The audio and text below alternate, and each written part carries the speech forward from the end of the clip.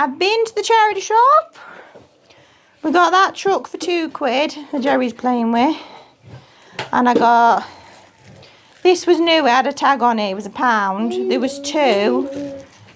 Because the woman I know was in there and she was like, I buy 2 for decoration. But Pinky wanted it. But looking at it, it's a bit broken at the top. But Pinky wanted it. So I said, yeah, go on then, because it's Halloween. We got a trick-or-treat outfit for Jerry, who's 3, on your door. You get the trousers, little hat, and the pumpkin top for £3. Then I got these 2 little dolls for £3 that Pinky wanted for Christmas. So I'm going to put them away. I might separate them, and there's 2 little presents for stockings. I got Paul O'Grady Open the Cage Murphy for me because I've read the book before it. The book before it's called Still Standing. I enjoyed it. So I'm going to read that. My daughter Pinky wanted this for her, Daisy and the Trouble with the Unicorn, so I said yeah. What I went in there for was bowls. They had some bowls that were just bowls without the plates, but they weren't very deep, but they were really, really shallow, and I thought, what's the point in them? Because what happened is we're down to 1 bowl, because I had a pile of bowls on the table, ready to wash, and one of my kids come in with a Lego tub and knocked them all off and smashed them all yesterday. So we're down to 1 bowl. So in this set you get 4 bowls, and you get 1, 2, 3, 4, 5 plates, because we could do plates and all. And it was £6 for the set. But they make the prices up in there when you get to the till, so it might not have been that. They had these cloth nappies. They advertised them as swim nappies at £1 each. And I told them, I said, they're not swim nappies, they're cloth nappies. And they're like £30 each new, something like that.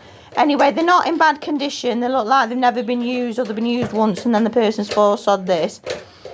And I'm pregnant. And I have got a bag of cloth nappies left over from Jerry. I don't exclusively cloth nappy. I like half cloth nappy when they're little, half disposable nappy. But it does save me a bit of money. So, and with them going so cheap, I couldn't resist. But I am going to have to buy a few inserts.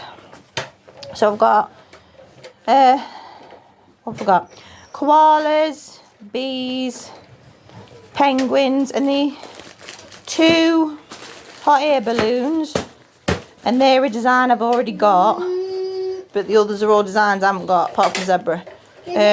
Moons, another penguin, zebra, and clouds. So I'm going to wash them, put them away with my other cloth nappies for when the baby comes, and add some inserts. And that all come to £21. So yeah, can't moan at that, can you? The other day I did a post on my Facebook page, Home Educating the Mad Lads, where I mostly rant about home education, but I was just saying how one of the ways we budget is by going to charity shops for presents and things, which caused this woman who doesn't follow me, called Sandra Mulclair, to say, when you have a man in the house to share all the work, then it's easier. I would buy contraceptives though if you have many kids and you are financially struggling. Why add more kids when you can't afford birthday gifts for the ones you already have? That's not fair on the kids you have to keep having more and more, adding to the financial strain. Kids born into poverty. It's time to take accountability for your choices and buy contraceptives, no more kids. And I replied with, tell me you don't understand the post without telling me you don't understand the post, lol.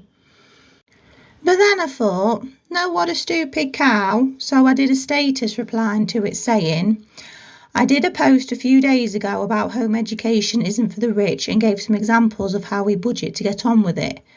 One of the examples I used was how Jerry's birthday is coming up and he has a mixture of new presents and presents off Vinted and from the charity shop. Does that mean we can't afford presents? No, it means I shop sensibly and sustainably. It means I'm not so thick that I think there's a difference between a 40 quid present in a box and the same toy £38 cheaper but without a box.